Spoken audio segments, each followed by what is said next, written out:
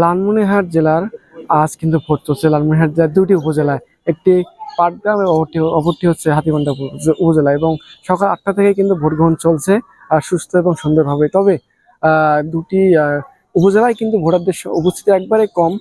তবে বিকাল সকালে কিন্তু বৃষ্টি থাকলেও কিন্তু বিকালে কয়েকজন দেখা মিললেও কিন্তু এখন আর দেখা মিলছে না। এবং আনসার সদস্যরা থেকে শুরু করে যারা ভোট গ্রহণ করতেছেন বা যারা এখানে দায়িত্বে আছেন, তারা কিন্তু সবাই দাঁড়িয়ে বা বিশ্রাম নিচ্ছে লোক না থাকায়। আমি কিন্তু ইতিপূর্বে অনেক ভোট কেন্দ্রে গিয়েছি, তবে সব ভোট কেন্দ্রে কিন্তু একই অবস্থা। তবে বিশেষ করে কিন্তু পুরুষ ভোটারের থেকে নারী ভোটারের সংখ্যাই বেশি এই হাতীবান্ধা উপজেলায়। দর্শক, আপনাদেরকে জানিয়ে রাখি যে ভোট কিন্তু চলবে হচ্ছে 4টে পর্যন্ত। দর্শক, এই ছিল আমার লালমেট থেকে সর্বশেষ আপডেট।